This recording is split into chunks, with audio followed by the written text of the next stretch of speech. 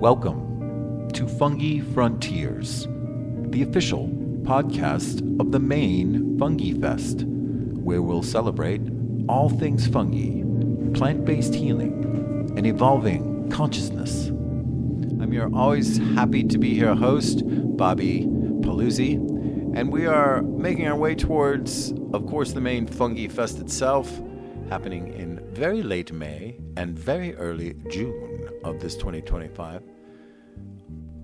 Folks, have you ever heard of the Veterans Psychedelic Network? What does that conjure in your mind? Well, let's have a discussion with its director, Lena Ramsey, here on Fungi Frontiers. When I came home, I was faced with a lot of what other people are faced with. They had a pill for everything, medication for everything. You don't feel good today? Let me give you a pill. You can't sleep? Let me give you a pill. You're not even able to eat as much as you used to? Here, let me give you a pill. It was a pill for absolutely everything. Lena Ramsey? Correct. I've got that much, see? I call myself founder of Veteran Psychedelic Network. So when you say Veteran Psychedelic Network, please tell me briefly what that is and what the work you do for it is. Okay. What we do is we are a network of individuals who are either combat veterans or veteran associated with friends, family, who have come together for advocacy to build community and to promote education for the psychedelic renaissance that we are, currently a part of. Okay. We feel veterans are leading the cause because of the enormous amount of, PTSD issues that they have come back with in combat. Okay, so there's a need for it, but now how do people warm up to the word psychedelic? Veterans, particularly. Veterans are a difficult population, in my opinion, because we have been a part of a grander, program in the military that is really structured around, integrity, doing what is right, following the law. Yeah, the word psychedelic seems like the absolute opposite of that. So it makes me wonder when, someone's in need, are they willing to open their minds to something different? Well, you certainly put that in a very real way. Many times when we bring up psychedelics, the vet immediately is shut down to, any further conversation. And it goes from years of stigma and programming that these are bad drugs to get involved with and not legal. So we do get a lot of, immediate guards being put up. We don't want to have anything to do with this kind of attitude. I'm sure you've gotten through to a few, or else you're just trying and your foundation hasn't done anything. But I have a feeling you probably do have a few stories of recovery, or at least the success that you've had in guiding people towards this style of recovery. So can you, even in your own words, tell me your story? Yes. And just telling these stories, presenting these stories and talking about it is presenting psychedelics in a sentence with the same word, healing. And if we can do that, if we can mesh, healing and psychedelics, then we are making leaps and bounds. And my own story, I was in the military, in the Army, serving in Afghanistan, which is where I feel like I got most of my injuries and most of my PTSD. I was injured in a combat zone doing combat missions, and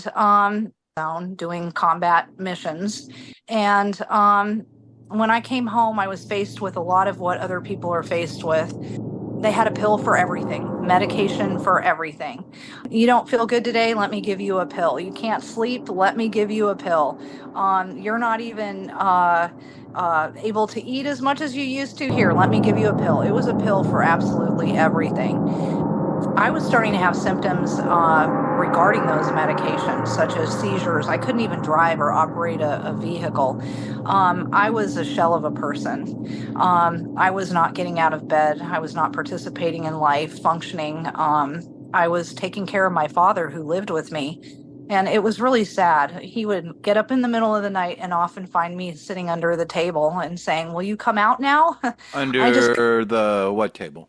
the table, the kitchen table. The kitchen table. Yeah. What did that Yeah. mean? That was, What did that mean to you to be under the kitchen table? Like, can I just ask for a second? yeah. That was a safety net for me. I had something above me, I had something below me, and I was in a contained space and I was able to look around and see what was going on. In So the drugs you were taking weren't necessarily helping you with whatever the feeling was that you needed from that security, that illusion of security being in a confined space. correct, correct. And the drugs were presenting a whole plethora of other issues.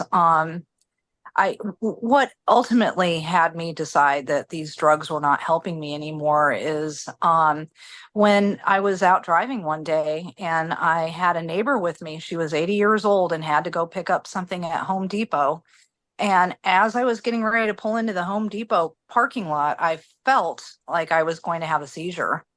And I could barely make it to the parking lot and throw myself out of the car in order to have a seizure on the ground in front of Home Depot, a Like direct like a physical seizure where you're a wriggling physical around. seizure. And now, Yes, were you warned that this might happen? Was this a side effect that you were warned about? that is interesting. Do not ever recall being told the list of side effects were way more intense and could prevent or could cause a lot more problems than the injuries that I had had. I don't think I had a clear understanding of that. I think that I was presented with pills by the structure in which I trusted, which was that military, we have your best interest. What do you think kind of started cracking you open to this idea of now this word again, the opposite of all this systematic stuff, psychedelic? Like what kind of brought you to that little point right there? Ah, time to take a little pause, stretch the arms and limbs. Yes, get back into it. Great discussion with Lena Ramsey. She's full of facts and taking us to her frontier. Folks, we would like to thank you again for joining us on this episode of Fungi Frontiers and thank our Moving On Productions and the Main Consciousness Healing and Living Medicine Project. By the way, coming up May 30th through Sunday, June 1st, 2025 at St. Joseph's College in Maine is the reason we're here, the Maine Fungi Fest. You can check it out on all levels. Become a vendor, become a guest, bring a guest, go check out your vendor friend. Do you know anyone else interested? Anyone in the frontier? Tap them on the shoulder, let them know. MaineFungiFest.org is very easy to remember. Okay, let's get back into our Veterans Psychedelic Network discussion. Well, my story is a little unique in the sense that I was an MP, so I was in law enforcement, and I was really close-minded to anything that would have the term psychedelic in it. Um, I was at death's doorstep, though. I was not going to continue to live in the current way that I was living in. I had a pretty bad accident in Afghanistan where I was thrown from the back of a vehicle at a pretty nice rate of speed that ended up fracturing my back. It ended up also fracturing my ankle, which I had to have complete reconstruction from, and an enormous amount of other issues that kept coming up that I'm still hearing about today, such as how bad our burn pits are. We were located really close to a burn pit and we had to do a lot of running.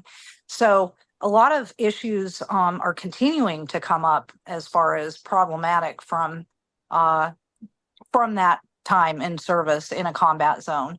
I mean, Um, the word trauma is in there when it comes to yes, this. P.S.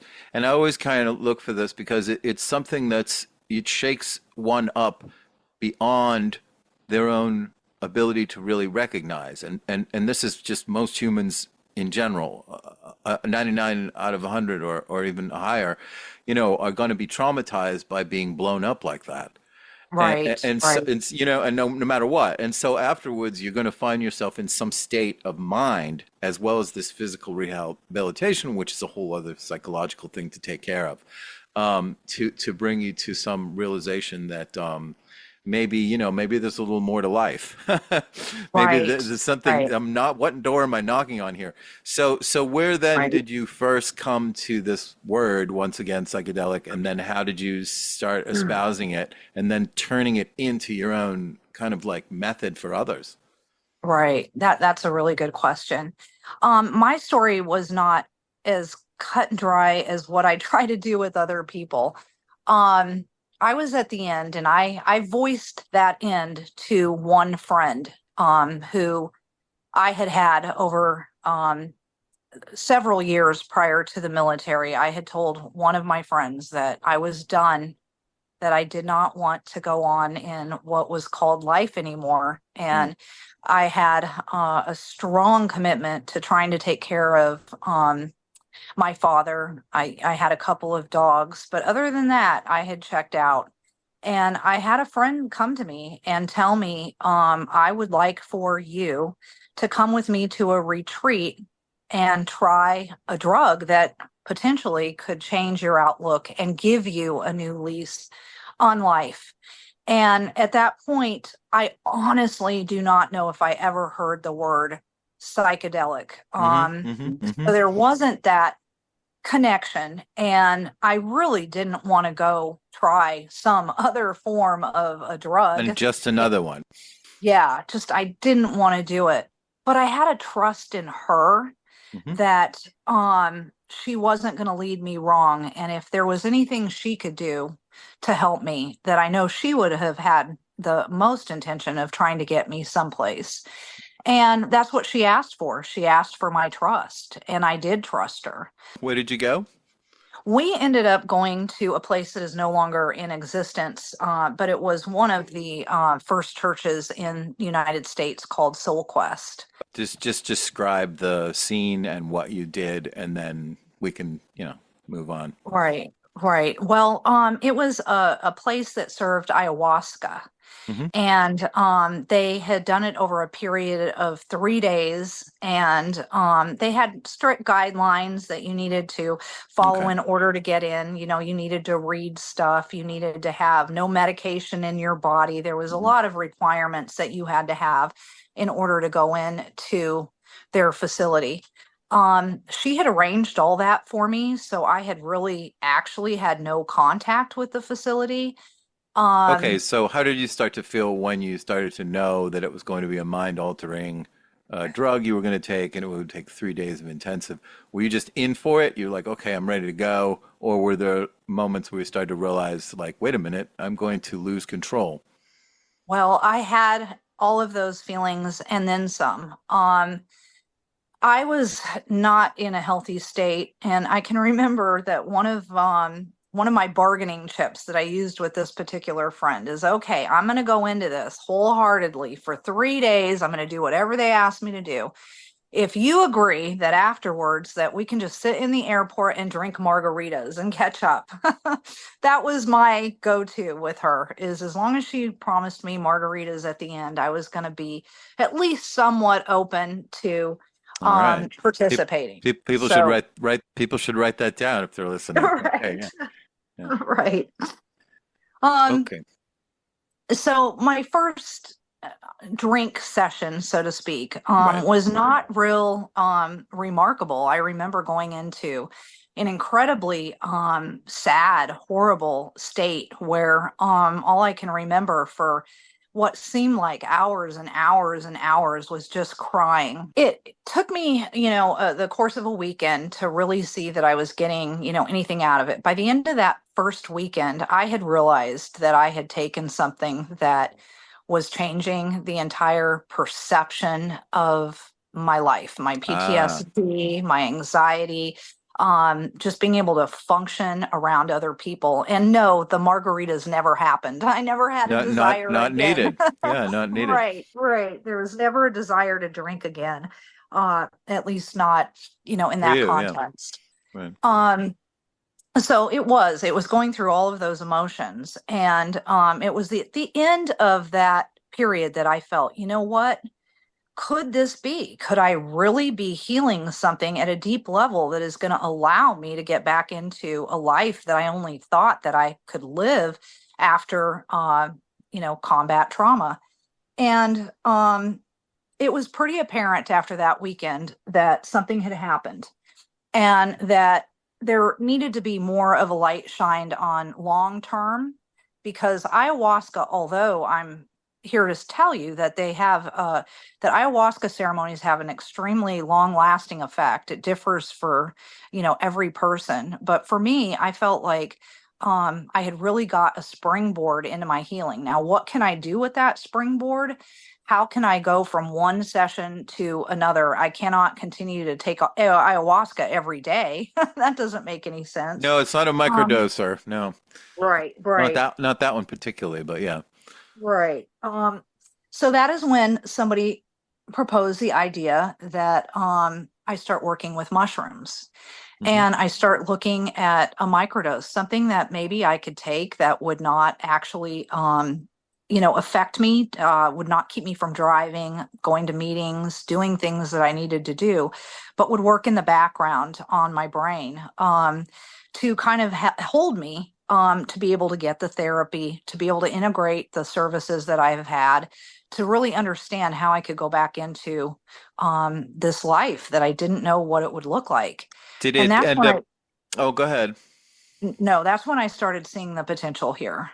Did it replace your dependencies on these other push button pill drugs, or Absolutely. it did? 100%.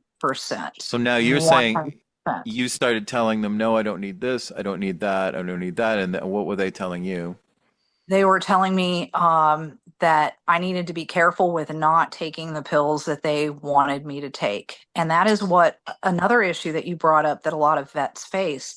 If we start not taking the medication, are we actually cured? And if we're cured, a lot of people who have been in combat, it's tied to their benefits. They get benefits and retirement. And so that brings up a whole nother issue There is right another there. issue right there, Uh, and as a matter of fact, this very issue is very expansive. There's a lot to explore here. There's individual cases, and then you run into politics, and you run into I don't know, very many issues. How about we get something where you come back and you give us a little, how about a little fungi spore style kind of a thing? You come in and tell us what's up in the world of Veteran Psychedelic Network from here on. Absolutely. Would love to As do that. okay, Lena, as we do the podcast, I think it's a good thing. Is there anything right now that you could say that you would want to convey to people in terms of events other than our wonderful Maine Fungi Fest coming up in? But is there anything that you guys have going? I see a lot of things online when I'm on Facebook and Instagram that you are always posting. So tell me what you're up to. Yes, we have a lot of things that we're up to. We have a big presence at Maine Fungi Festival. I want to tell you that we have some amazing vets coming out with some amazing real life stories of healing and hope. And I think it's so important because listening to those stories, people are going to not feel so alone. That is the message we want to send. We do a lot of fungi festivals in the New England area, go out and do workshops, tell our stories. We supported the recent bid for ballot issue number 4 in Massachusetts. We like to go out and put feet on the ground and be behind people. This year, we have some wonderful events coming up in Colorado that we're going to try to have a presence in. Oh yeah, they're Um, getting things are getting big. Yes, they are. Colorado is my home, so I Oh, hope to get nice. back to the MAPS big conference this year. We just have a lot of things in the work, and like you said from the beginning, getting that word psychedelics in the same sentence as healing is what we're trying to do, meshing those two together, realizing that there is a hope here that people can have. And I look forward to And sharing many that's stories with you. that's good. That's good. I'm happy to have you come in and give you a few minutes of this wonderful little new podcast here. So I'm really happy you're doing what you're doing. And for me, it sounds like the relating, getting to that word psychedelic and getting to that trust factor, and then coming back down from it and saying, now, how do you relate to the rest of the world when you have to tell the world, if you do, what it's like to say that word to the other half of your life, Right. the veteran that feels healed by it. So we can't wait to hear these stories and more from you, Lena. Awesome. I hope you've enjoyed our first little interview. I sure have. Thank you very, very much. There it was, our lovely episode 2. I hope you got something out of it. Once again, thanks for joining us. This is Fungi Frontiers. I've got a little outro. Let me say it. We'd like to thank our sponsors at Moving On Productions and the Maine Consciousness, Healing, and Living Medicine Project. We encourage listeners to join us at our 2025 event, which will be held from Friday, May 30th through Sunday, June 1st at 2025 again at that St. Joseph's College again in Maine on the shores of that Sebago Lake again. So head to mainefungifest.org for more details. It's all so easy to do these days. Just look it up. We are looking forward to, with each episode, bringing forward a fungi consciousness. Therein an awareness of a fungi consciousness. I'll leave that there. You can think about it on your own. By the way, the Maine Fungi Fest reminds you, until next time, stay connected as we further our fungi frontiers.